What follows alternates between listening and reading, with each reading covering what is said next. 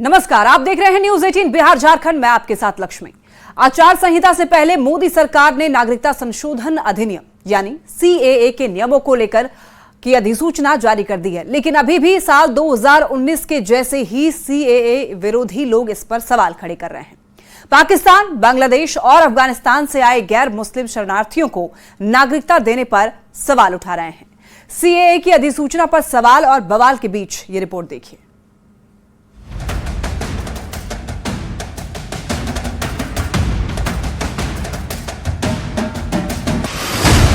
चुनाव से पहले एक और गारंटी पूरी।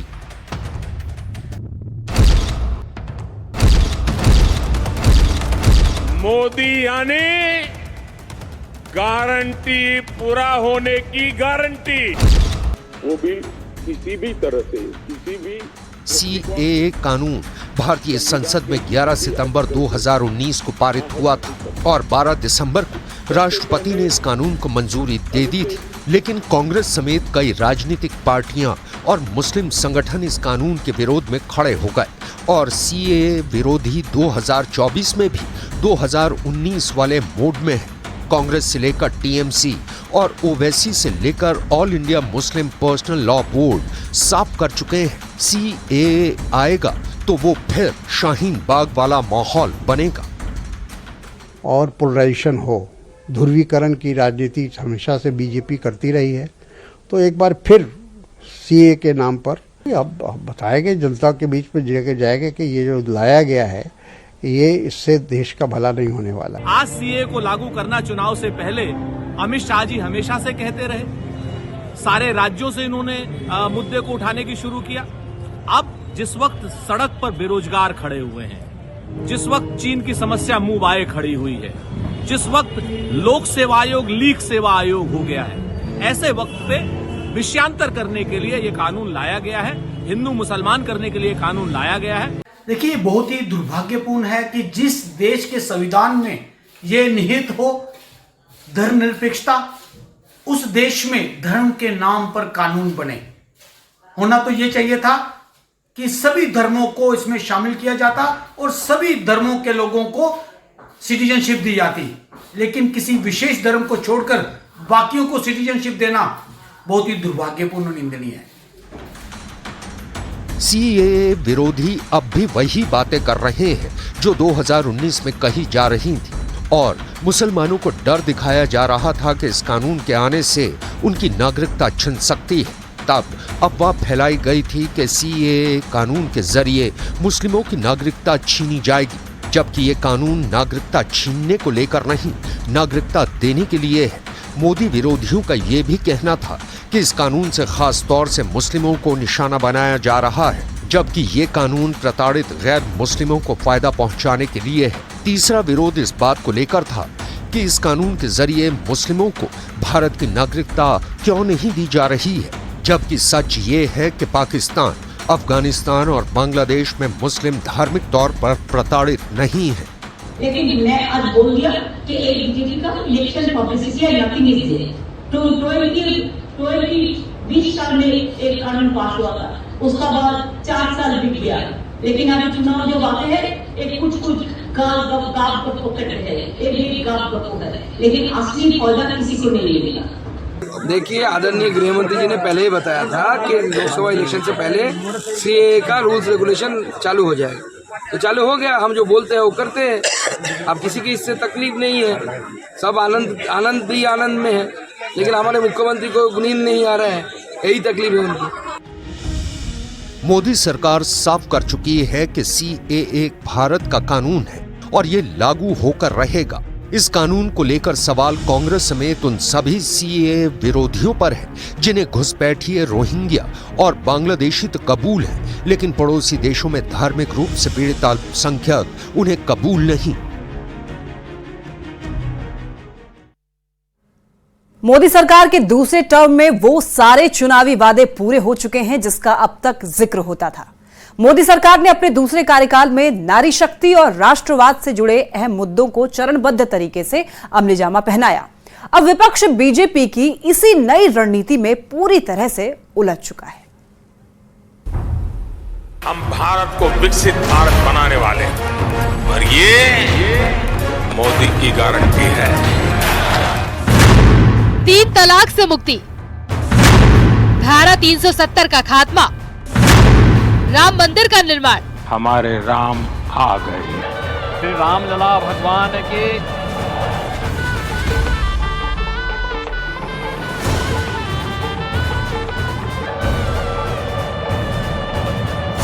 और देश में सीएए लागू करने की गारंटी पूरी हो चुकी है। तो अब मोदी की गारंटी 2024 में हैट्रिक की गारंटी दे रहा है। पीएम मोदी ने साफ शब्दों में कह दिया है, बीजेपी का तीसरा कार्यकाल नारी शक्ति के उत्कर्ष का नया अध्याय लिखेगा।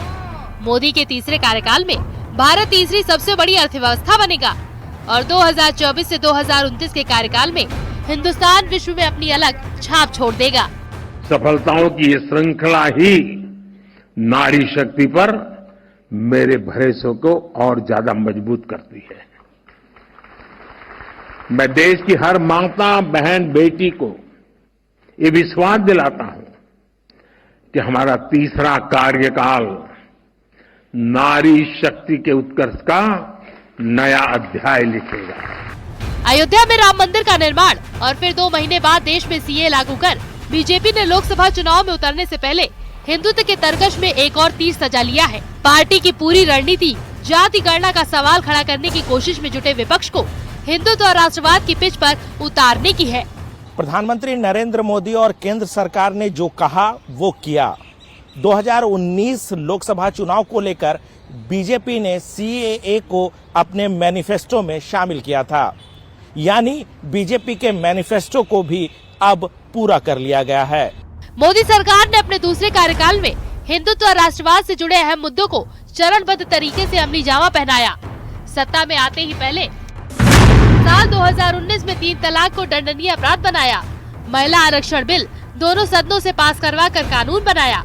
दशकों पुराने अनुच्छेद 370 को निरस्त कर दिया। सुप्रीम कोर्ट के फैसले के बाद राम मंदिर का निर्माण करवाया। अब हिंदुस्तान में नागरिकता संशोधन कानून लागू कर दिया।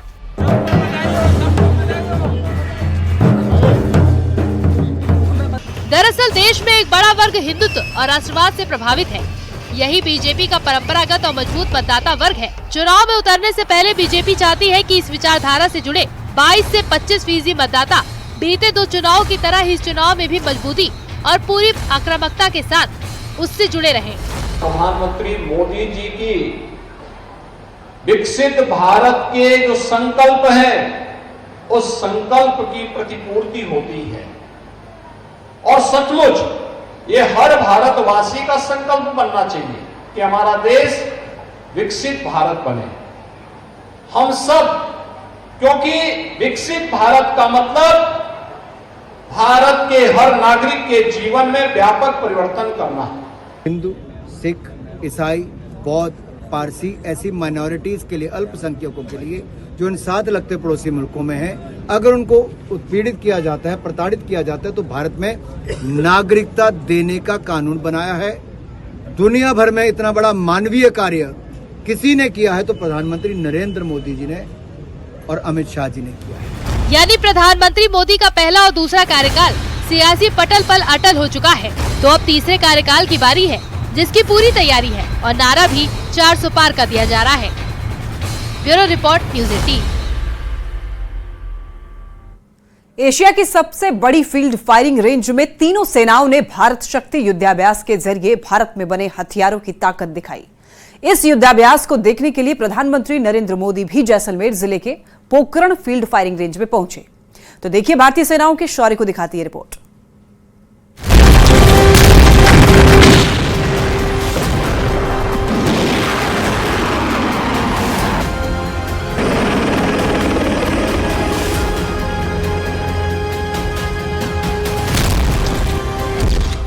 तेजस ने उड़ाए दुश्मन के टैंक।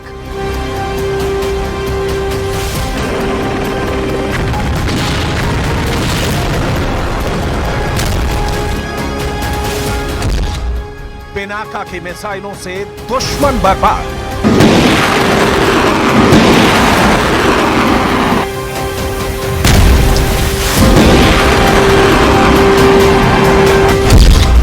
100 ड्रोन से दुश्मन पर प्रहार।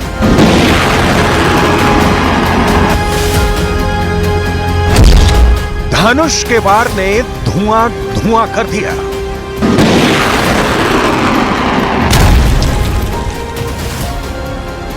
आसमान में गरजती ये खतरनाक किलिंग मशीन्स।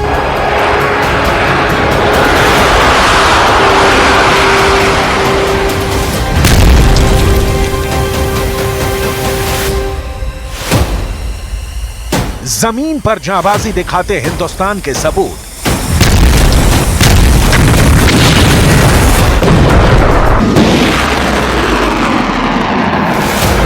और चारों दिशाओं में गूंजता विजय घोष। ये नए भारत का आह्वान है। ये नए हिंदुस्तान की भारत शक्ति है, पूर्णतः स्वदेशी। ये तस्वीरें हैं देश का सीना फख्र से चौड़ा कर देने वाली। और ये तस्वीरें आई हिंदुस्तान के पोखरण की धरती से, जहां भारत की तीनों सेनाओं ने ज्वाइंट एक्सरसाइज की। जब ये सब कुछ हो रहा था तो खुद वहां देश के प्रधान सेवक नरेंद्र मोदी मौजूद थे, रक्षा मंत्री राजनाथ सिंह मौजूद थे, तीनों सेनाओं के सेनाध्यक्ष भी मौजूद थे। तीनों सेनाओं के जवानों का यह युद्धाभ्यास 50 मिनट तक चला। लेकिन इतनी ही देर में मादरे वतन के सपूतों ने अपने दमखम से दुश्मनों को संदेश दे दिया। आज पूरा देश भारत शक्ति का ये उत्सव शौर्य की भूमि राजस्थान में हो रहा है, लेकिन इसकी गूंज सिर्फ भारत में ही नहीं, पूरी दुनिया में सुनाई दे रही है। भारत की तीनों सेनाएं जब मिलकर किसी ऑपरेशन को अंजाम देती हैं तो देखिए क्या होता है।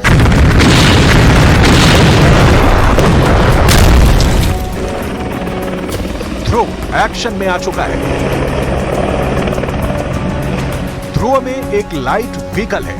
ठीक उसी वक्त दूसरा ध्रुव हेलीकॉप्टर थल सेना, वायुसेना और नौसेना के कमांडोज को ड्रॉप करता है। इस ऑपरेशन में सभी कमांडोज के पास स्वदेश निर्मित हथियार है। तभी अंडरग्राउंड हाइड में छिपी लाइट स्ट्राइक व्हीकल एक्शन में आ जाती है और शुरू हो जाती है गोलियों की बौछार।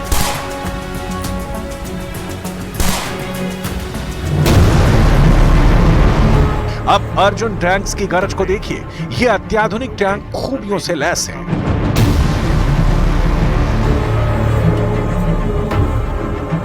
देखिए जब ये युद्ध के मैदान में दहाड़ता है तो क्या होता है।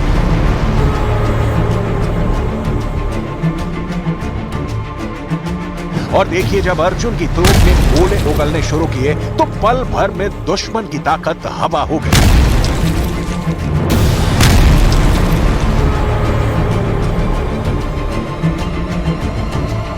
अब देखिए भारत की ड्रोन पावर। आसमान में सैकड़ों की तादाद में ड्रोन उड़ चुके हैं। ये अपने टारगेट की तलाश में हैं। जैसे ही टारगेट इन्हें दिखता है, देखिए क्या हुआ। रेगिस्तान की शांत पड़ी धरती धुआं धुआं हो गई।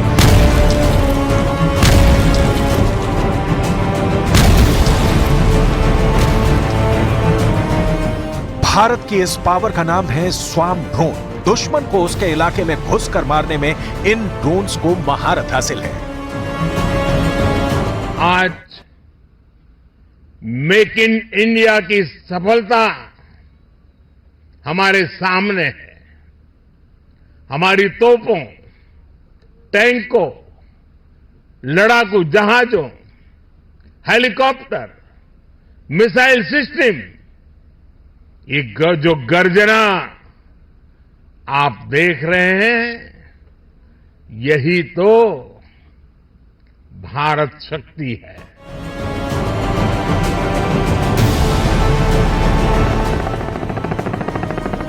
अब देखिए भारत के रुद्र की गरज। दुश्मन के ठिकाने को तबाह करने के लिए रुद्र आसमान में उड़ चुका था और जैसे ही उसकी रेंज में दुश्मन के कॉलम और हैवी व्हीकल्स आते हैं, देखिए कैसे रुद्र ने उनको नस्तो नाबूद कर दिया।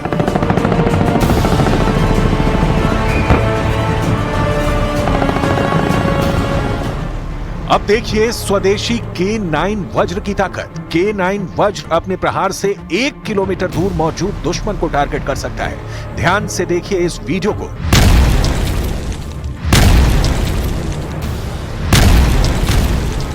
K9 वज्र के सामने ये 7 नंबर का टारगेट था। इस टारगेट को कैसे K9 ने नष्ट कर दिया? इस गन सिस्टम की अहमियत इसी बात से समझी जा सकती है कि इसे भारत चीन सीमा पर भी तैनात किया गया है। सेना को दुश्मन की कुछ खबर मिलती है, सेना तुरंत ही एक्शन में आती है और एरोन ड्रोन की जानकारी जुटाने के लिए भेजा जाता है। एरोन ड्रोन की भेजी गई जानकारी के आधार पर हेडक्वार्टर से पिनाका सिस्टम को एक्टिवेट करने का ऑर्डर दिया जाता है और ये देखिए कुछ ही पल में टारगेट खाक हो जाता है।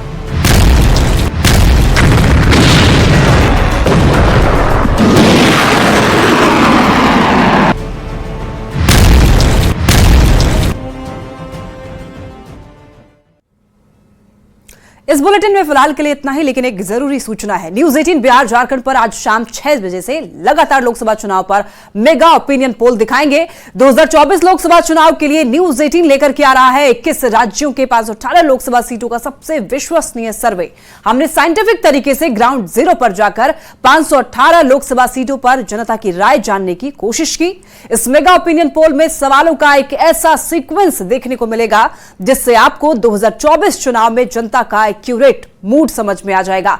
बिहार की 40 सीट पर जनता किसे वोट करने वाली है, जानने के लिए न्यूज 18 बिहार झारखंड पर आज शाम 6 बजे से देखिए मेगा ओपिनियन पोल।